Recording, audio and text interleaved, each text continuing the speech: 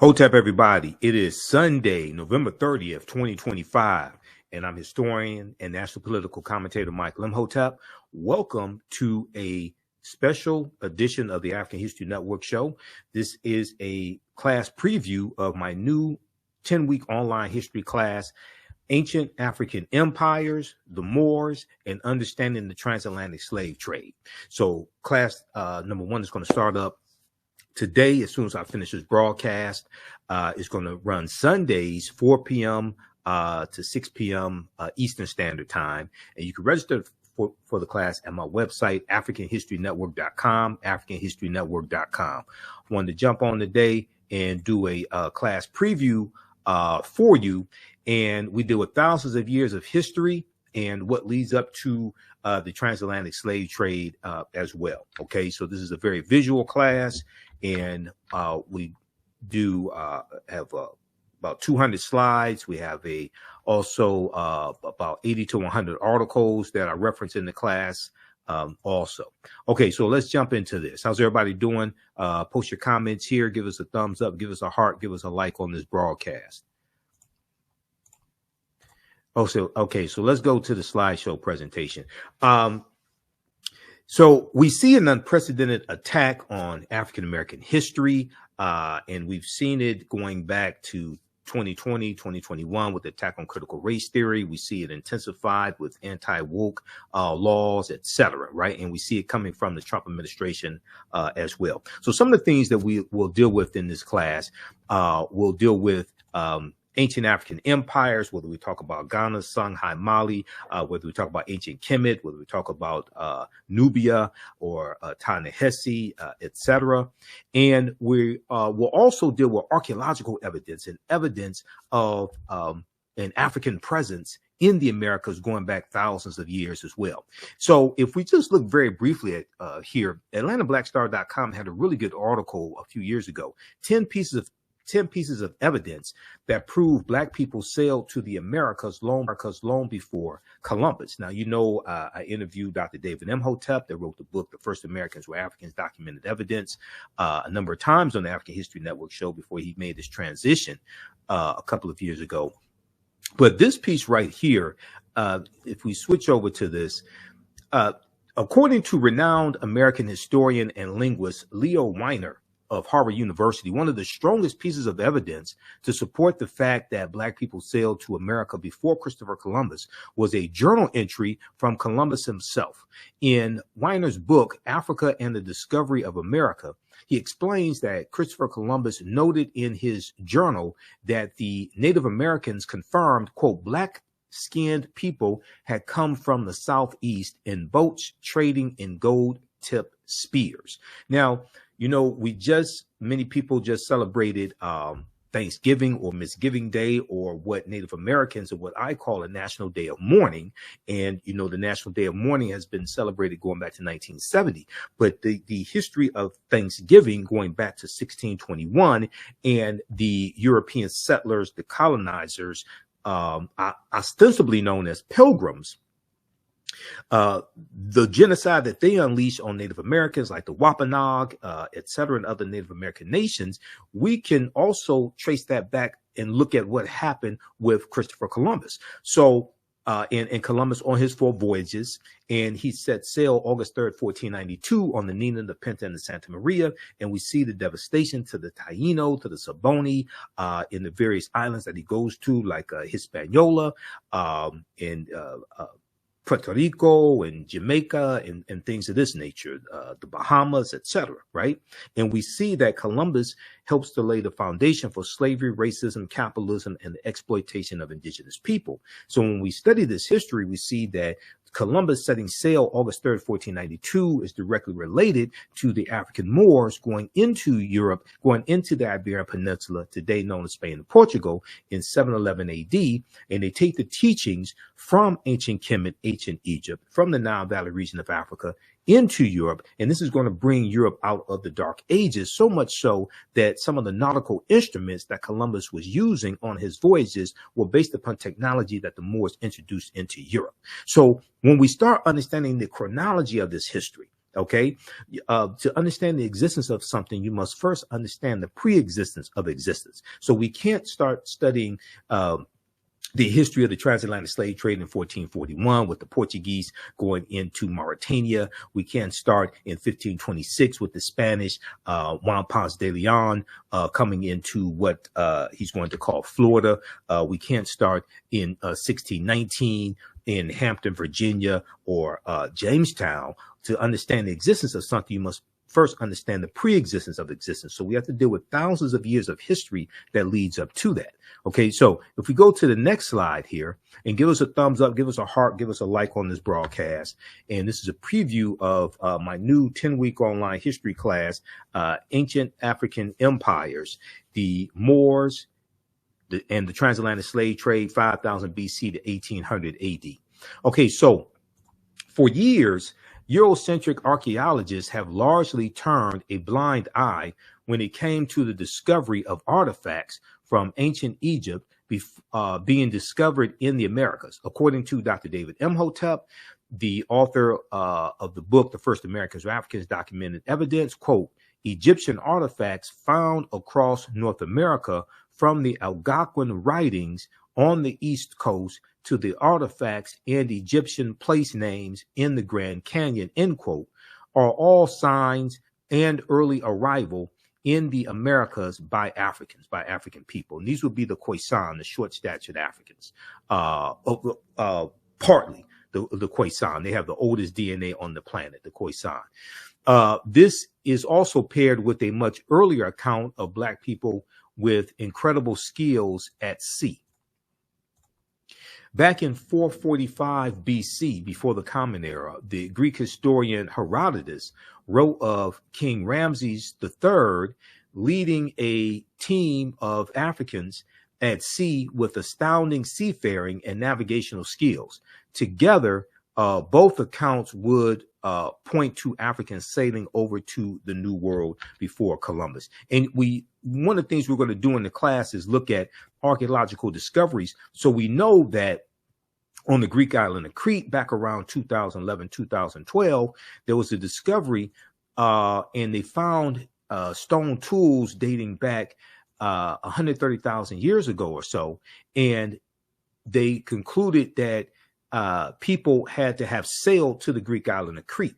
Crete has been an island for more than 5 million years. And they say that this pushed seafaring in the Mediterranean back thousands of years. So the deeper they dig, the blacker the planet gets, the more research they do, the older we get. And what we see is that that all of this is much older than what we were originally told that it was. And as more archaeological discoveries come out, we start seeing this. Okay. So this is just a sample of the type of information that we're going to deal with in the class. Now, one of the things we talk about is symbolism and connecting symbols to history. Did you know that the Washington Monument is an ancient African symbol called a tekken? A tekken, coming from the story of Asar, Aset, and Heru, who the Greeks called Osiris, Isis, and Horus. Is a symbol of transformation and resurrection. And we see that it is, we see when we deal with Freemasonry, we see that 50 of the 56 signers of the Declaration of Independence were Freemasons, okay? And we're going to see that symbolism in Washington, D.C. and the construction of Washington, D.C. So the Egypt, so here in this country, this was known as Egypt of the West, Egypt of the West. And I'm going to post the information here. You can register for this new 10-week online class that I'm teaching. And we're going to jump into class number 1 as soon as I finish this preview. Visit my website, africanhistorynetwork.com, africanhistorynetwork.com. You can register for it. It's on sale, $80 right now. It's a 10-week online class. And if you missed the class live, you can go back and watch the archived classes as well. Classes will be archived. Okay, now, Are blacks older in America than Africa? No, no, no. The Khoisan were in southern Africa. These are the short-statured Africans, derisively called pygmy or twa, and they're going to travel all around the world. And when you read The First Americans Were Africans, Documented Evidence by Dr. David Imhotep, they come here going back something like 50,000 years ago, about 51,700 years ago or so. So they travel all around the world and they were here. Now, that does not mean the transatlantic slave trade did not happen. You have to understand the chronology of history. Migrations of people happen for different reasons at different periods of time. So because you have one group of Africans in one place, okay, for thousands of years, doesn't mean another migration did not happen thousands of years later. No, people migrate at different times for different reasons. Okay, so I've seen just some stupid ass nonsense out here on social media. And if you saw any of the interviews I did with Dr. David Imhotep, he said, no, just because Africans were here in this country going back tens of thousands of years ago, no, the transatlantic slave trade took place as well. Okay, and you can see it evolving with Christopher Columbus. When you study Columbus and where he went and what happened, and the Spanish being the second ones involved in the transatlantic slave trade. I mean, you study something like the Asiento de Negros of 1518, King Charles V signing the Asiento in 1518. These are things we deal with in the class. Okay, thanks for asking that question. That was Trusting God that asked that question. Thanks for asking that question. Okay, so when we study the tekenu for plural, teken for singular, what the Greeks call obelisks, okay, we saw there were numerous tekenu all throughout Kemet, all throughout Egypt. Today they're less than 12. All right, ancient Egyptians called obelisk tekenu, and you may see it spelled differently. You may see it spelled with a W or U, and they were also used to tell the time in the past. Their pinnacles were basically covered in gold to reflect the sunlight. Historians say that obelisks represented immortality and eternity, and their structure helped connect the heavens and the earth. The structure helped connect the heavens and the earth. Currently, Cleopatra's Needle is the name given to 3 ancient Egyptian obelisks, one in New York City, one in London, and one in Paris, France. Okay. However, they do not all come from one Egyptian site. The obelisks in New York and London are carved out of red granite from the quarries of Aswan, a major source of stone for Egyptian antiquities. The 2 obelisks were commissioned by Nesubiti or Pharaoh Thutmose III for the Temple of the Sun in Heliopolis near modern-day Cairo, with each weighing about 224 tons and standing 68 feet tall. Fascinating article from FaceToFaceAfrica.com. Cleopatra's Needle, how 3 ancient Egyptian obelisks ended up in New York City, London, and Paris, France. Now, what's interesting is that people will see these obelisks, right? People will see these structures, okay? And they will then associate the structures, associate the tekenu with the people that dominate and control that city or country that are there today, right? So Paris, France, when they see it, when they see the teken there, they associate that, oh, the French must have built this. When they see it in New York City, they say, oh, they must have, those in New York City must have built that. But those were taken from Egypt to these areas where they are today. But ancient African people, black people, don't get credit for building them. Not only do they not get credit for building them, many people don't know that those are African symbols. So one of the things that I encourage people to do, and encourage my students to do, is to get a symbols encyclopedia, okay? And let me grab mine. Just give me a minute here. Right here. signs and symbols. And also here is The First Americans Were Africans, Documented Evidence by Dr. David Imhotep. And then his last book, with a book that came out after this, The First Americans Were Africans Revised and Expanded, which is has even more pages, even more information, and built upon this one right here. Okay, because this one is out of print, but the one that came out after this, you can still get it. And I think I have to reach out to his wife, because I think his wife runs the website and is helping distribute his work. Okay, his widow. All right, now this is not the only signs and symbols dictionary or one, but this is one that I got years ago in 2011, August 2011, signs and symbols, right? And then when you open it, the first page, you see Heru. You see Heru as a falcon coming from the mythology of Asar, Set, and Heru, who the Greeks called Osiris, Isis, and Horus. You see Heru as a falcon. That's coming out of ancient Kemet. You look at the back, you look at the front, you see metal netter, you see symbols from ancient Egypt on the front.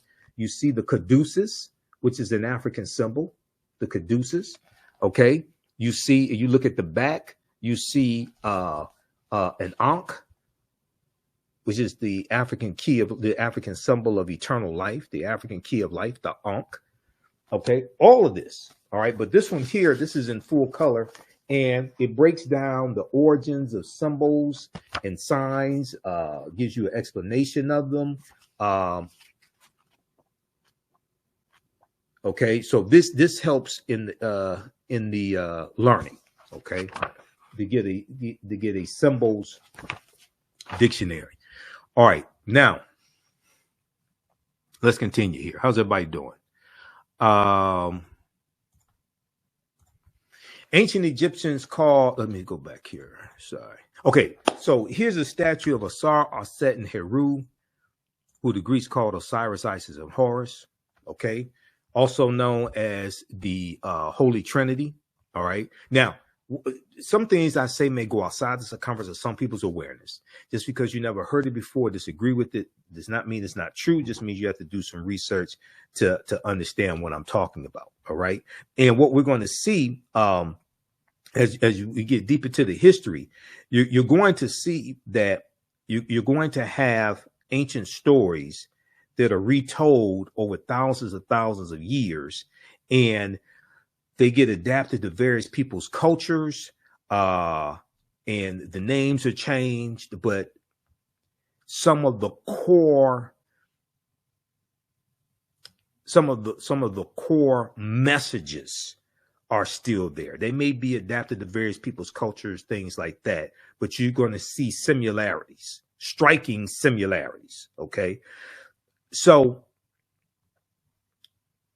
when we deal with Asar, Set, and Heru, who the Greeks called Osiris, Isis, and Horus, and known as the First Holy Trinity, and Heru is born on the virgin birth on December 25th.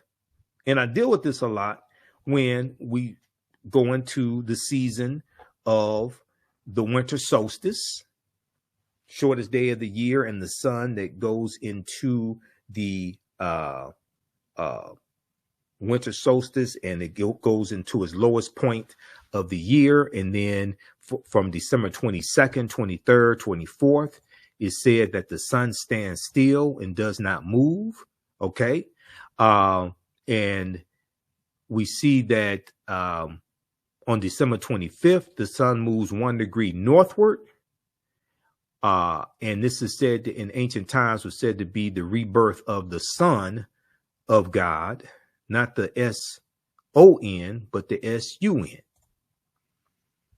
And December 25th marks an increase in the amount of sunlight each day.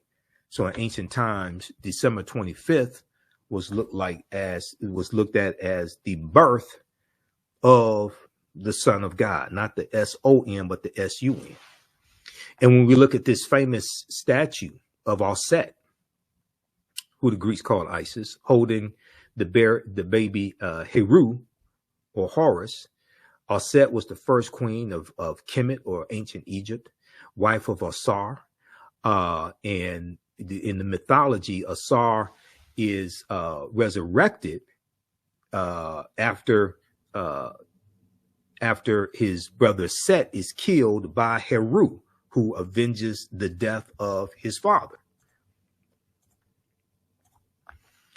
Now, the word, one of the depictions of Set you see is her with a throne on her head, and her name means she of throne. She of throne. Some say she is throne, and because to determine who sat on the throne in ancient Kemet, it went through the lineage of the woman's side of the family. Okay. And Set is associated with love and fertility. Now, there were approximately 1,200 tekenu, okay, or obelisks, built in Kemet in ancient times, but only about a dozen are found in Egypt today. Actually, it's less than a dozen today. Many of the tekenu removed from Egypt are now in Istanbul, Turkey, London, England, Paris, France, Berlin, Germany, New York, Rome, Italy, Vatican City, and elsewhere throughout the world. The tekenu are now called obelisks by their new owners, and few know their origin or that they symbolize the resurrection of the African king Asar. So if you read Egypt on the Potomac by Tony Browder, my friend Tony Browder, I've interviewed Tony a number of times on the African History Network show. Egypt on the Potomac is a fantastic book, and this is one of the books we use in the class. Okay, now you don't have to buy any of these books to be able to follow along in class. And let me expand this here. You don't have to buy any of these books to be able to follow along in class. So we show you excerpts of the books on the screen, right? But let me try to flip this around here. But this is a fantastic book, Egypt on the Potomac. All right, now let's go to the next page, next slide. So when we look at Freemasonry, right, the word Mason is derived from the Latin words mass and sun, and Mason means child of light and expresses the desire to pursue light, which is a metaphor for the sun, which symbolizes knowledge. Okay. The term child of light, or sons and daughters of light, was first used to identify students who had completed 42 years of study in the temples of ancient Kemet.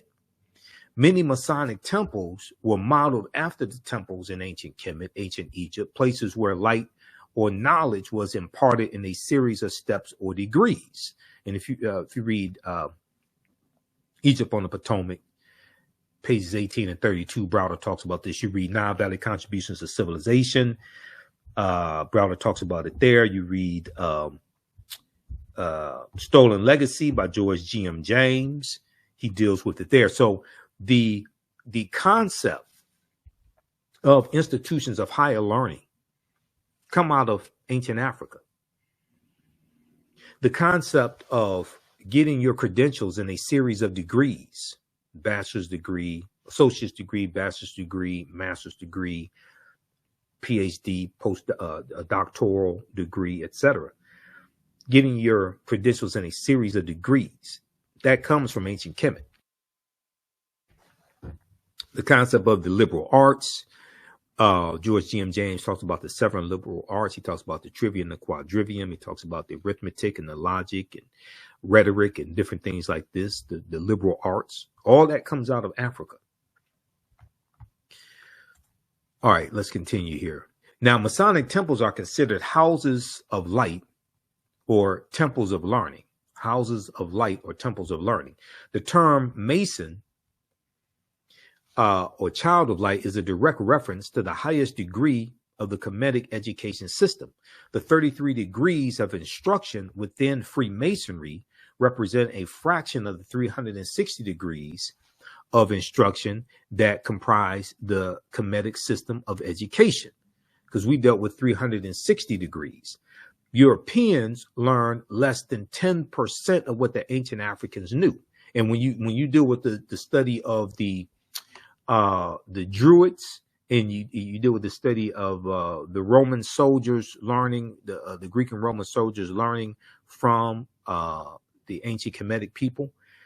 They learn less than 10% of what the ancients knew.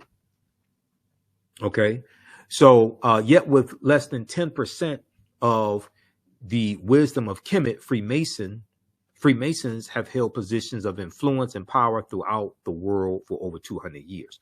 So if you deal with 360 degrees, 10% of 360 is 36.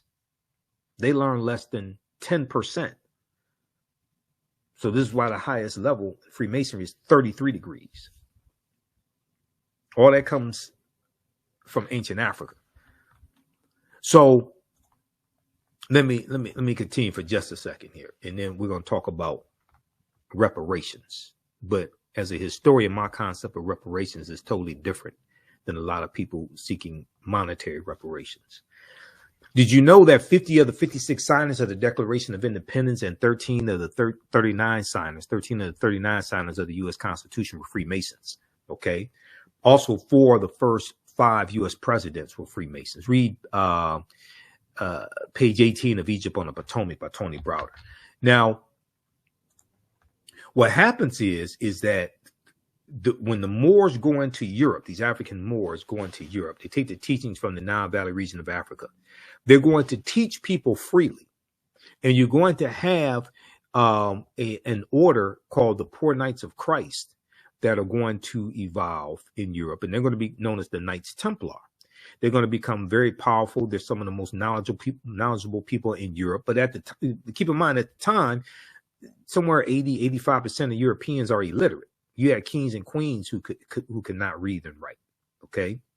And when the Knights Templar are rounded up in France in October 13th, 1310, they're going to be disbanded, and other groups of them are going to be disbanded. But the knowledge goes underground, is going to resurface as the Freemasons, like the Yorkshire Rites of the Freemasons and Rosicrucians and other secret societies, or what Browder calls societies with secrets.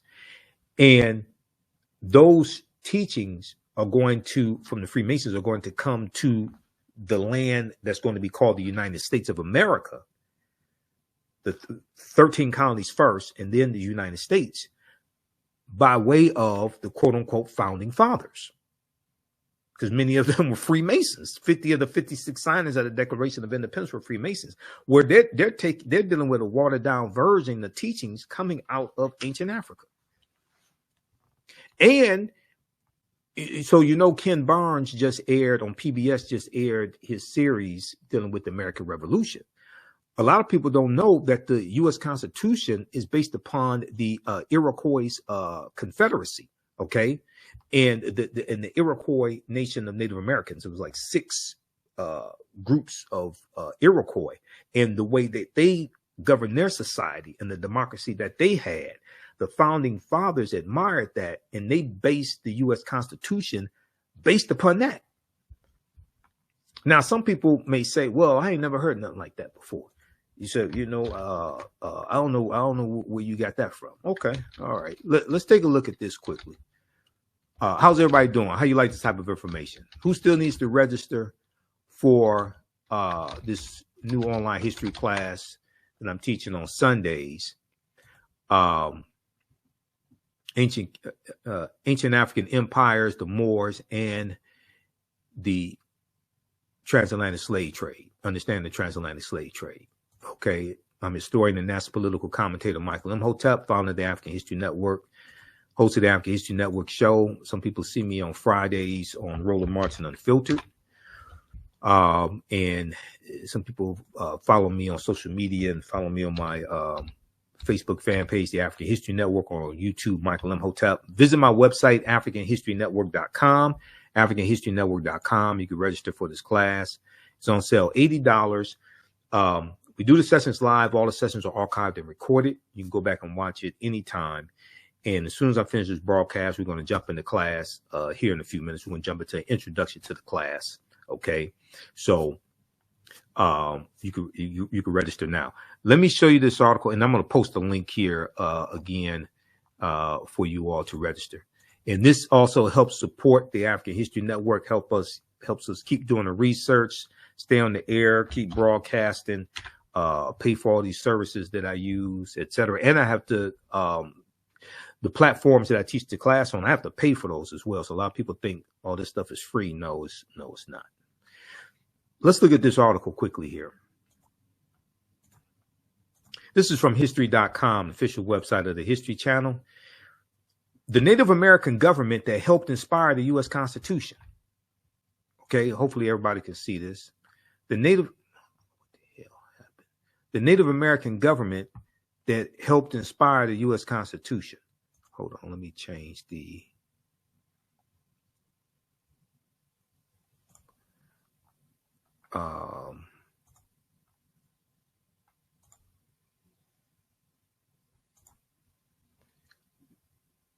alignment. I don't know. Let's change that. Okay.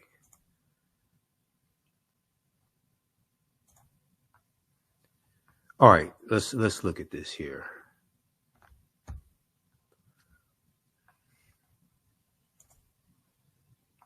If we look at this article, the constitutional framers may have viewed indigenous people of the Iroquois Confederacy as inferior, but that didn't stop them from admiring their Federalist principles. When the delegates, let me zoom in on this. When the delegates to the Constitutional Convention met in 1787 to debate what form of government the United States should have, there was no contemporary democracies in Europe from which they could draw inspiration. Okay. And let me try to fix this. Oh no. I hate it when they change the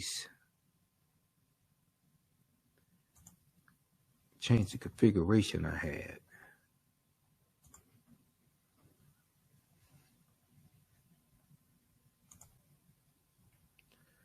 All right. There was no contemporary democracies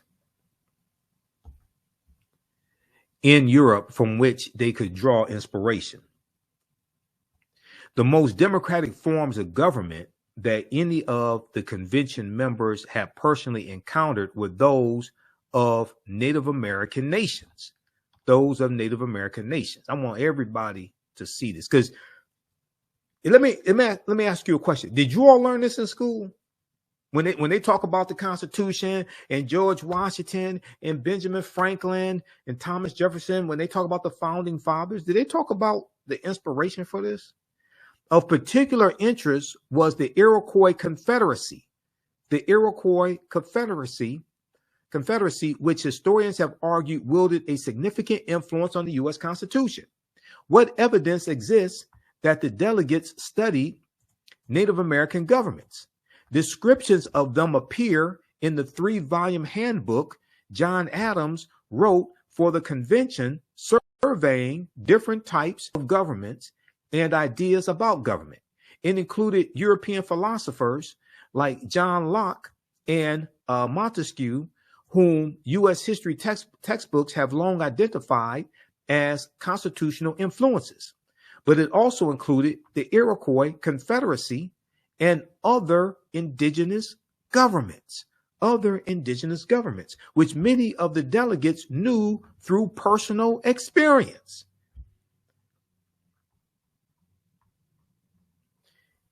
The U.S. Constitution was a group. Hold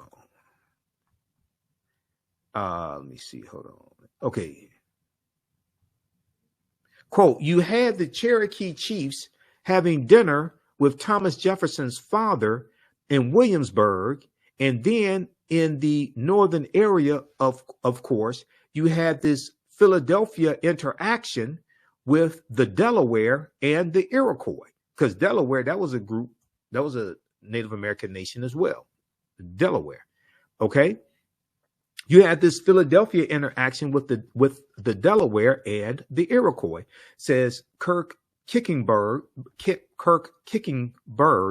a lawyer member of the Kiowa tribe and co-author with Lynn Kickingbird of Indians and the United States Constitution a forgotten legacy. Yeah, I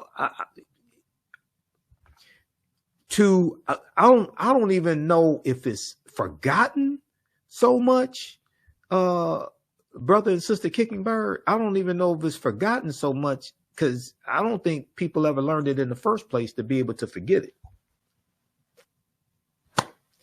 I don't think people learned it in the first place. Okay, how many of you all learned this in school? Since now here's something interesting, right? When they have the 250th celebration of the United States in July of 2026, is Donald Trump going to talk about this? Because he's going to talk about all the white men and George Washington and Thomas Jefferson and, Ben Franklin and John Adams. All he's going to talk about all these white men and how brave they were and things like this. Is he going to talk about this? Is Scott Jennings' punk ass on CNN, white supremacist Scott Jennings, is he going to talk about this?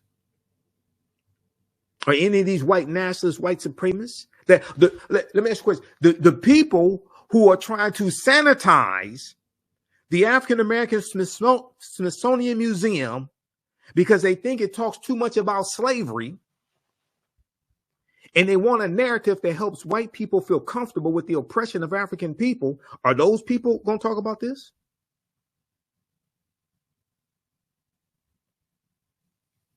Since the U.S. had trade and diplomatic relationships with native governments, Kickingbird says thinking the constitutional framers weren't familiar with them is like saying, gosh, I didn't know the Germans and the French knew each other. So read the rest of this. Then it goes into similarities and differences between the Iroquois Confederacy and the U.S. Constitution, etc. Read the rest of this. This is from the History Channel. These are white people telling you this. This is from history.com, the official website of the History Channel. They're telling you this. I've read hundreds of articles from the History Channel's website, from history.com. It's amazing how much they admit, and Americans in general are so ignorant of history. It's amazing how much they admit. So, all right, let's continue here.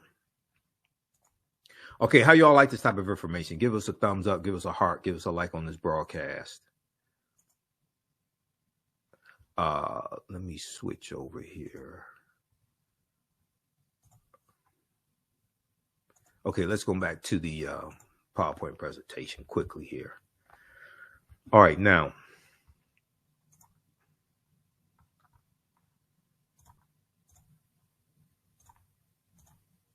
So then we deal with something like this.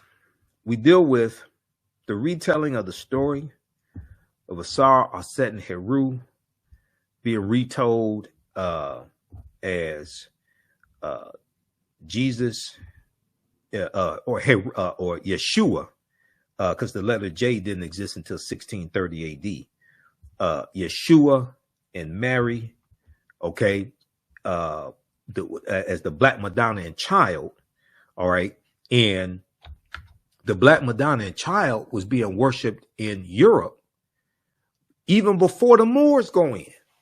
The Black Madonna Child is there. And there are hundreds of statues and paintings of the Black Madonna Child all throughout Europe.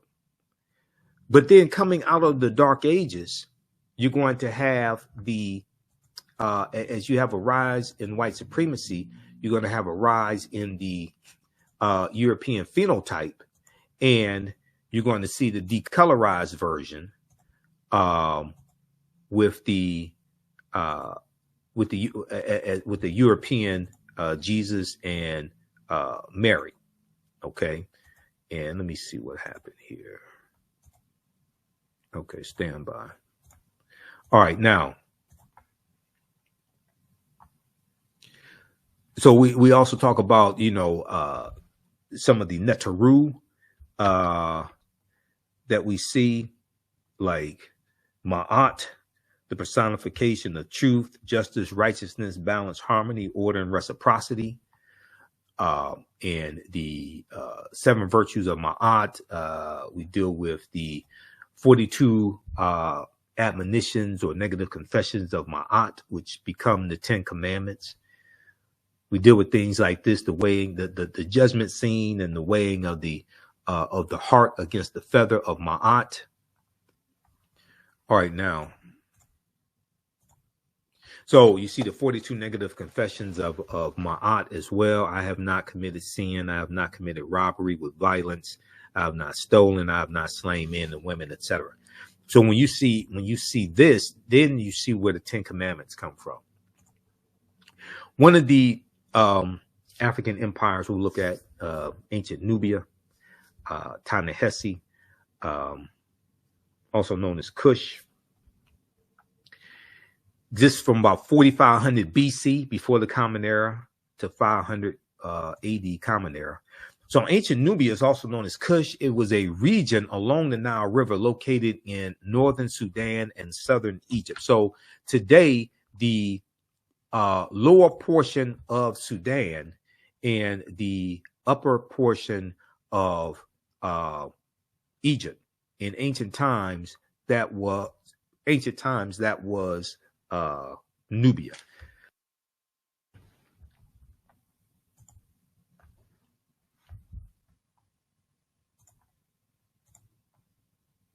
Let's continue here.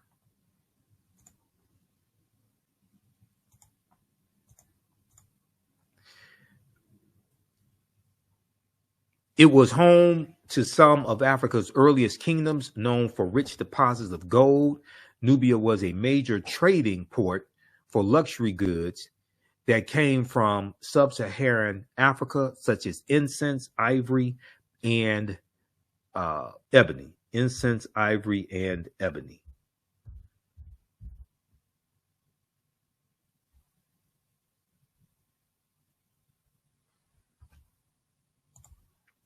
The first monarchy of recorded history was established in Nubia. The Nubians were also known for their exceptional archery skills that provided the military strength for their rulers. Kings of Nubia ultimately conquered and ruled Egypt for about a century. Monuments still stand in modern Egypt and Sudan at the sites where Nubian rulers built cities, temples, and royal pyramids. In the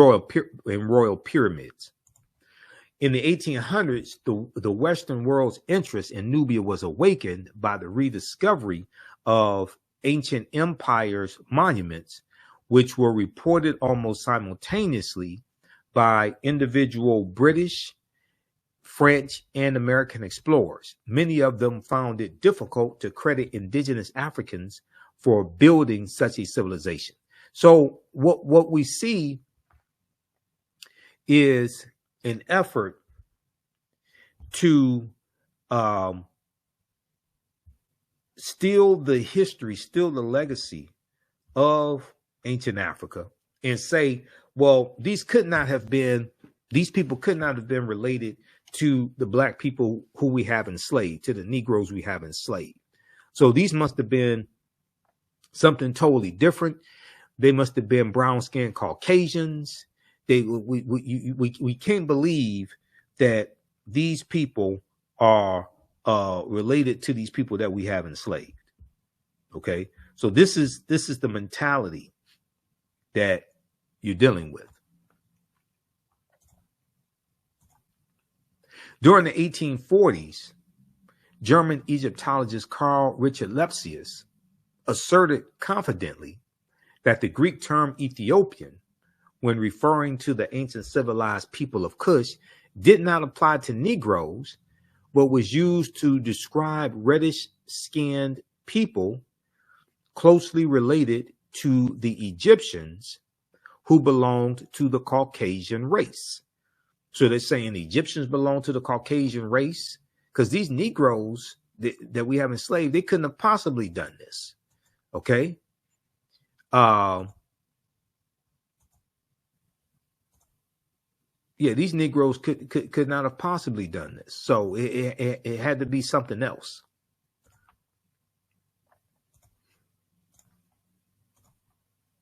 Again, in 1852, when the American diplomat Bayard Taylor visited Sudan and gazed upon the temple carvings of gods and rulers with clearly African features, he also found it inconceivable that they could have been created by black-skinned Africans. Rather, he asserted, echoing Richard Lepsius, they must have been created by Egyptians or immigrants from India or Arabia, or an quote-unquote offshoot of the white race. Because these Negroes, it's impossible for them to have had civilization and had civilization before Europeans. It's impossible. So we're going to manufacture some type of pseudo history to steal the legacy from these African people. And we're going to say that Europeans built something in Africa that they didn't have at home where they came from.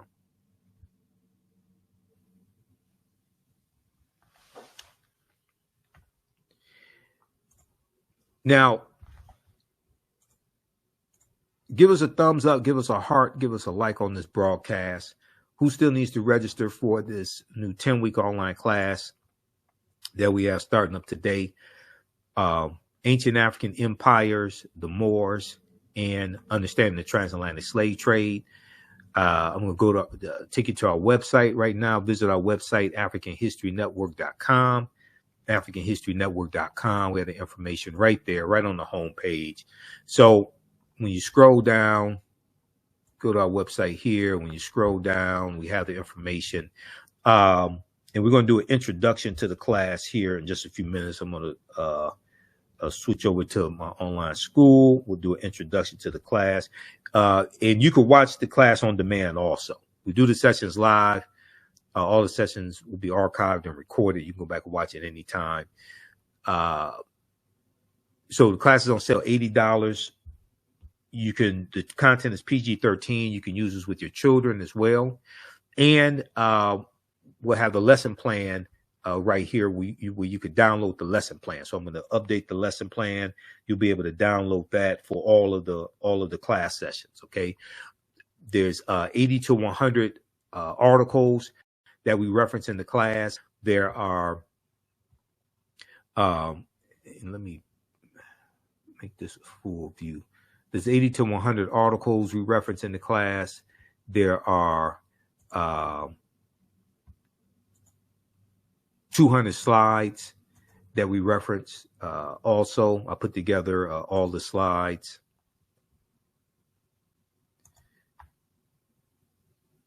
There's about 15 books that I reference as well. You don't have to buy any of the books to follow along in class. So I show you screenshots of the books also.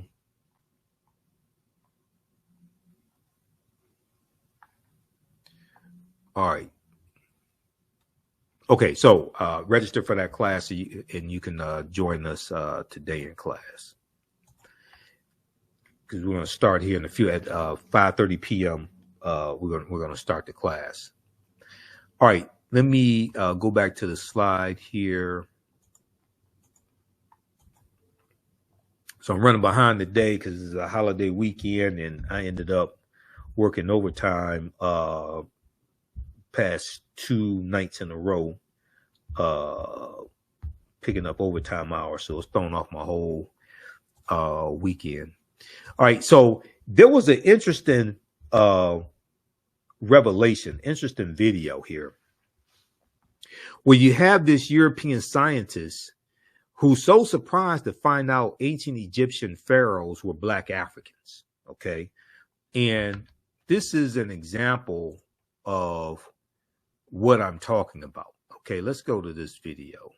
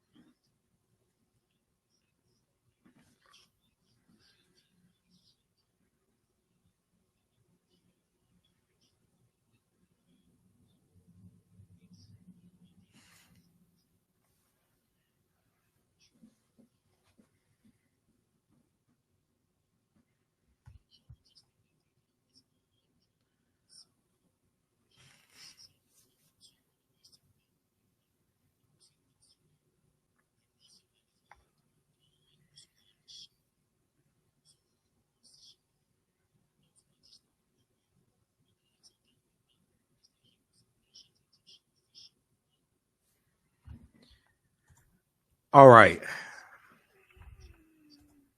Okay, so you see that Alejandro was shocked. He was mortified that Shemaiah was Black African. And he said at first they thought they were Mediterranean. So that's another way of trying to say they're not Black African. No, they're Mediterranean. There's some type of European. There's some type of branch of European.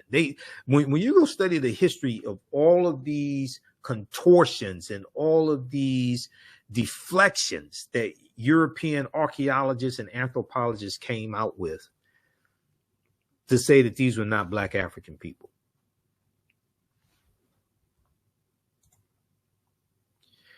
All right.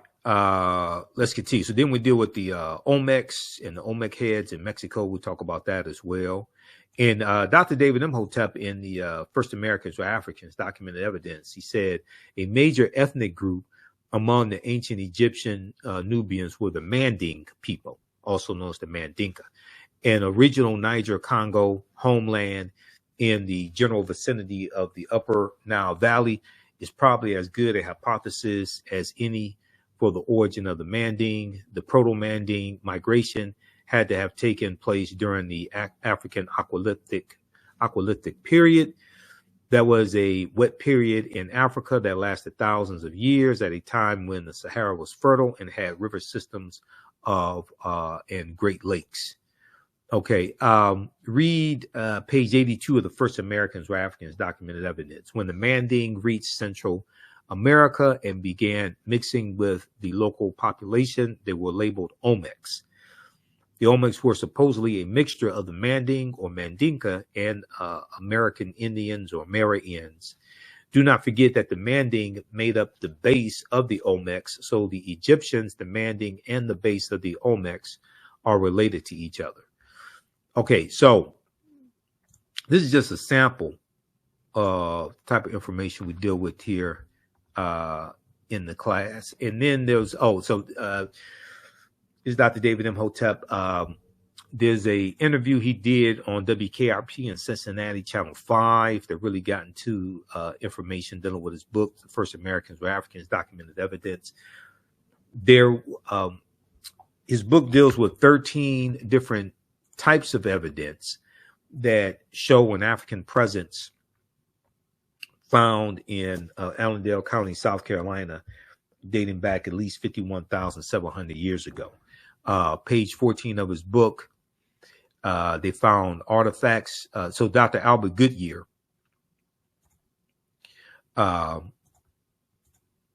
in Allendale County, South Carolina, found artifacts, architecture, campsites, carvings, footprints in lava, genetic M174D haploid groups dealing with DNA and genetics, linguistics, paintings, skulls, skeleton instructions, and tools.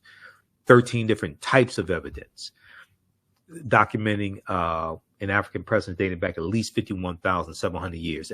So this is from page 14 of his book. Evidence of an African presence 51,700 years ago in a campsite in Allendale County, South Carolina, discovered by Dr. Albert Goodyear, who's an archaeologist at the University of South Carolina. Okay. Now, his book has 713 footnotes, and he's backed up by 7 peer-reviewed articles as well. Here's a picture of Dr. Albert Goodyear. This is an article from ScienceDaily.com. This article is from November 18th, 2024. It's 21 years old. New evidence puts man in North America 50,000 years ago. New evidence puts man in North America 50,000 years ago. And in the article, it says radiocarbon tests of carbonized plant remains. And let me switch this over here.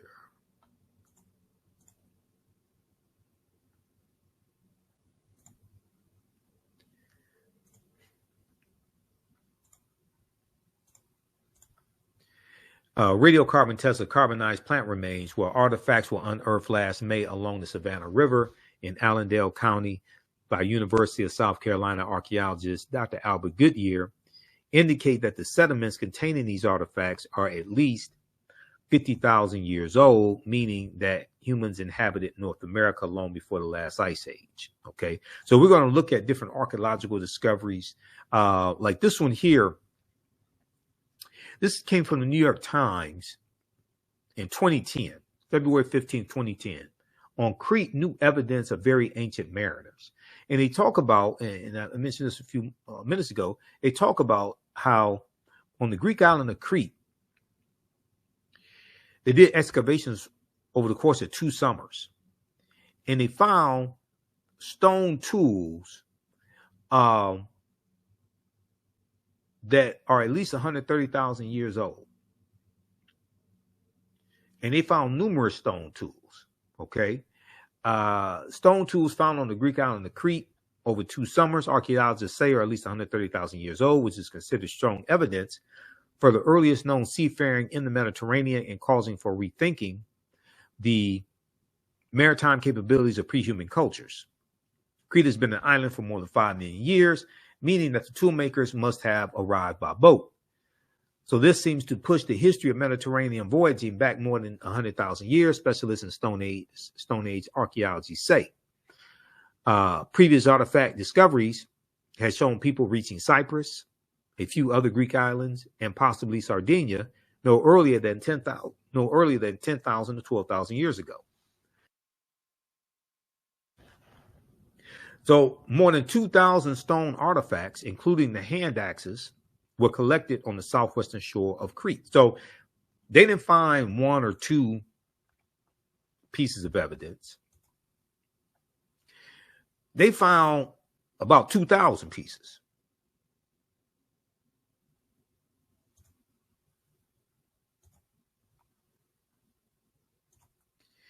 So this is just a sample of the type of information that we deal with. Then we get into dealing with the history of the Moors, because we look at this information chronologically. We look at these African empires chronologically, Ghana, Sangha, Mali, ancient Kemet, Nubia, all that. We're going to look at different African empires. But when we look at the deal with the Moors and the them getting the teachings from the Nile Valley region of Africa. The Moors' ancestors were known as the Garamantes. These were a Black African people living throughout North Africa. Hannibal Barca was Garamanti. Hannibal Barca of dealing with the Punic Wars, okay? And when we deal with the Battle of Cannae, 216 BC, the Battle of Zama, 202 BC,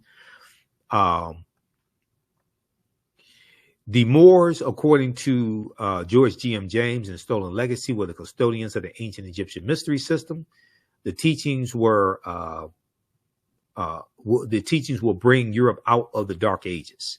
Good article from National Geographic. Who were the Moors? Now, there's a number of different sources we use in the class, but this was a good article here dealing with who were the Moors. The word Moor is derived from the Greek word moros, which literally means black or very dark color. The Romans adopt this word and call them Mari, M-A-U-R-I, Mari. The Mari were a Northwest African people who were very dark-skinned. The Romans were referred to the region of Northwest Africa as Mauritania, Mari, Mauritania. Mauritania is Latin and means the land of the black-skinned people. You'll also see the word Marish, M-A-U-R-I, Marish. That's in reference to the Moors. The name for a boy, Maurice, M-A-U-R-I-C-E, is in reference to a Moorish boy, Maurice, M-A-U-R-I-C-E. So when you, I deal with some of the work from Dr. Jose Pimenta Bay in the class, because Golden Age of the Moor, edited by Dr. Ivan Van Sertima. This is one of the best books dealing with the history of the Moors in medieval time.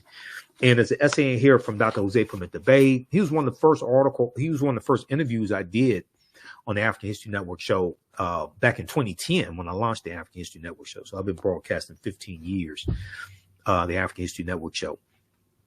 But there's an excerpt from a lecture that he gave also that I show in the class. And he talks about how the legacy of the Moors, we see that in European history, we see it in European culture, their artwork, their architecture, but also in the names that Europeans have. We see it in their language. We see it in their names. We also see it in the European bloodline, because the Moors go through all throughout Europe and intermix with the European population and change the complexion, darken the complexion of many Europeans also. So we talk about, Tariq ibn Ziyad in 711 AD going into the Iberian Peninsula from Morocco into the Iberian Peninsula, which today is called Spain and Portugal, and where he lands. That mountain they call Jebel Tariq, or Tariq's mountain, and it's also called Gibraltar, or the Rock of Gibraltar. That's named after Jebel Tariq. Okay, so this is a fascinating class, and then we get into understanding Christopher Columbus and his 4 voyages and the legacy of that, and the devastation that Columbus brings. Also in the relationship between Spain and the transatlantic slave trade. Columbus never comes to the land that we call the United States of America. Okay. Closest he comes here is Cuba, which is 90 miles away. When we look at where he went on his 4 voyages, he goes into, he says, sail August 3rd, 1492 on the Nina, the Pinta, and the Santa Maria. Now, keep in mind, this is later in the same year when the Moors lose control of Granada, their last stronghold, January 2nd, 1492. They lose control of that to Spain. Then August 2nd, 1492, the Spanish expel or kick out the Sephardim, the Sephardic Jews. Okay, that's the day before Columbus sails. Now, Columbus had been trying to get backing from King Ferdinand and Queen Isabella for somewhere about 7 years or something to finance his voyages, right? To discover these new lands, but also he's trying to find a westward route to the Orient of the East. Okay. So he lands in the Bahamas, October 12th, 1492. He called it San Salvador, which means Saint Savior. He said he named it after his Savior, Jesus Christ. When you study Columbus, he could not have believed, well, maybe he did. Well, he didn't believe in the Jesus of the Bible. You can't say you believed in the Jesus of the Bible and inflict horror and genocide upon the people. He goes into Cuba, Hispaniola. We know the Spanish call Hispaniola Saint Dominique. Okay.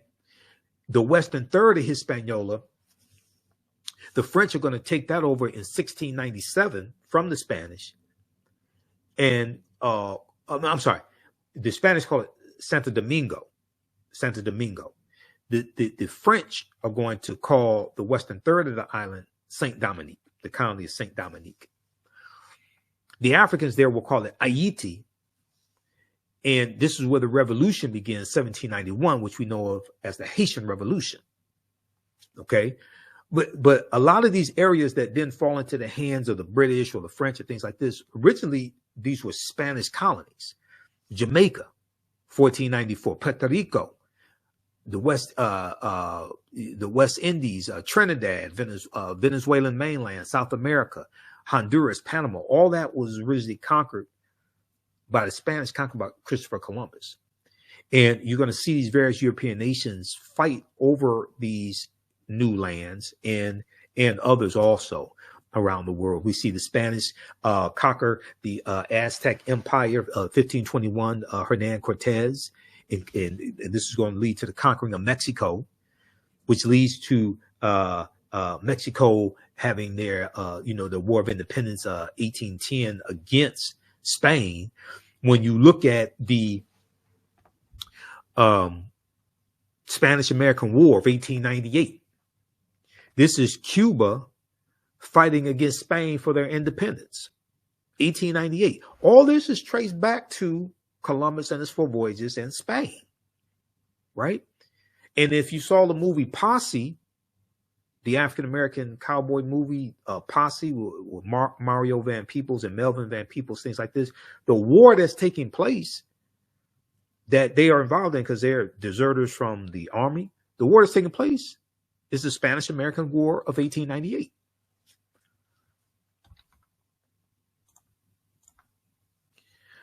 Okay, so then we get into, understanding the transatlantic slave trade and what was it and looking at that history. So we go up until about the year 1800, because I have a second class that deals with history from about 1800 to about 1970. Okay, so this is just a brief overview, and we get into the Asiento de Negros. The Asiento de Negros from Spain, signed by King Charles V in August of 1518. This is going to drastically expand the transatlantic slave trade. This is before the English get involved in the transatlantic slave trade. They don't get involved in 1562. You got all this that takes place from 1441 up until 1562 to the English get involved. But if you just start with the English, you miss the Spanish, you miss the Portuguese, you miss the Treaty of Tordesillas of 1494. You miss the Portuguese going into Brazil. All this, you miss the Portuguese and the Spanish fighting over the so-called New World that they're trying to conquer. So when we look at why, a few of the reasons why this type of information is important. Well, what you do for yourself, what you do to yourself, and what you allow other people to do to you and get away with is based upon what you think about yourself. What you think about yourself is based upon what you've been taught about yourself. What you've been taught about yourself is based upon everything you've read, heard, and seen about yourself. So we just look at a couple recent studies here in the last few years. There was an article, new studies find that positive feelings about Blackness improve academic performance for Black girls. Black boys as well, but this one focused on Black girls. Believing that Black is beautiful, an important mantra of self-acceptance and self-love, could pay major dividends in school, a new study finds. An article in the Journal of Blacks in Higher Education focuses on a new study from Sharita Butler Barnes, a professor at Washington University in St. Louis, which finds that young Black women with strong racial identity are more likely to be academically engaged, curious, and persistent. More likely to be academically engaged, curious, and persistent.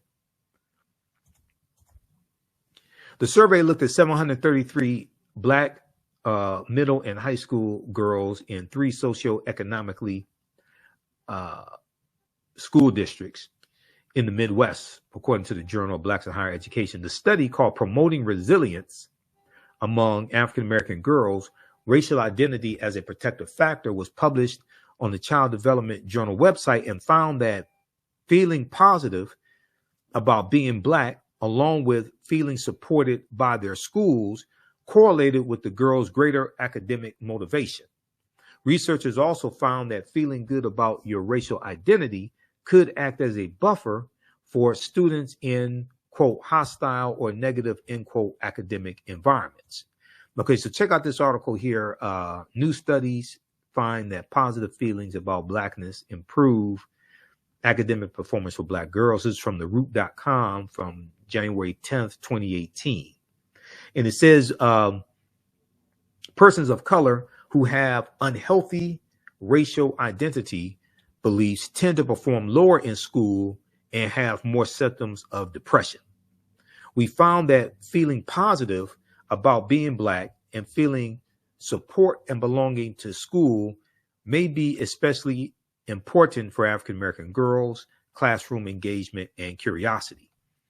Feeling connected to the school may also work together with racial identity attitudes to improve academic outcomes. Then there was this study from 2012. TV kills Black boys' self-esteem. TV kills Black boys' self-esteem. And this talks, now we know African Americans watch more television than any other ethnic group or race, right? A new, precise, and exhaustive year-long study finds that watching television regularly distorts and ultimately destroys the self-esteem of young Black males, who often find themselves comparing one another to the characters they view on air, leaving them feeling trapped and as if there are, quote, very few positive life paths they can aspire to. So Black America Web had this article. Other outlets had that article also. Okay. There was another article that dealt with this study. Black teens with racial pride do better in school. This came out in 2013. This was a study, a joint study by the University of Pittsburgh and Harvard University, University of Pittsburgh and Harvard University. And this study shows that when parents use racial socialization,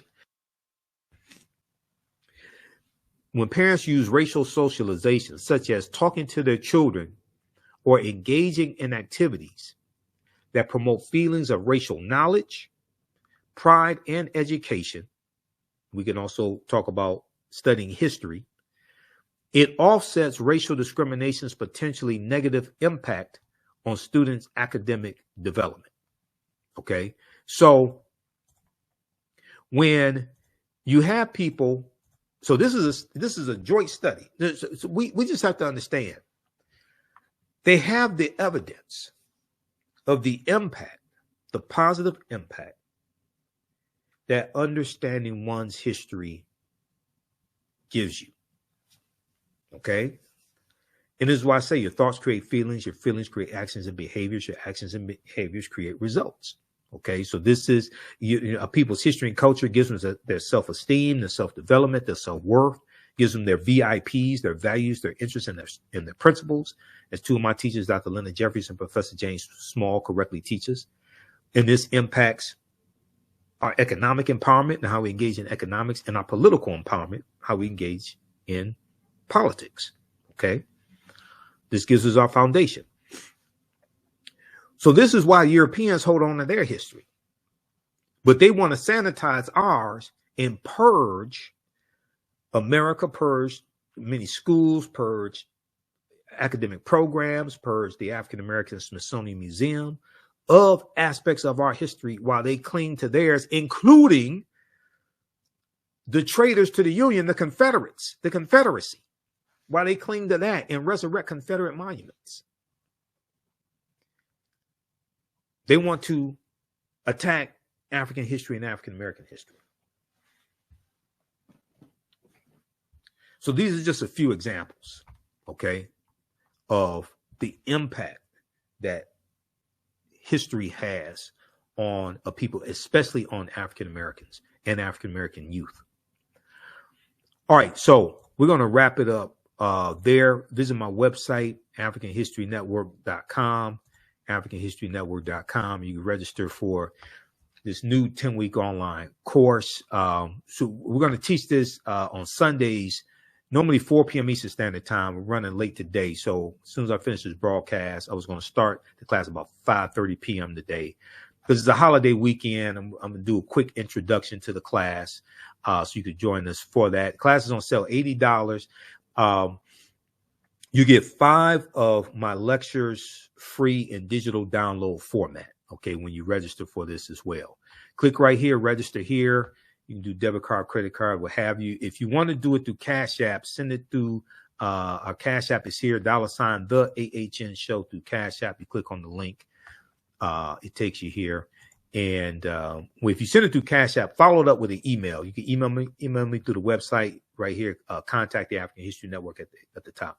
If you send it through Cash App, follow up with an email. Let me know you sent the registration through Cash App.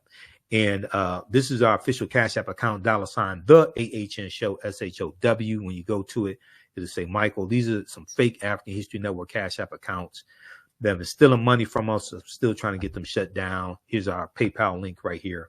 Also, okay.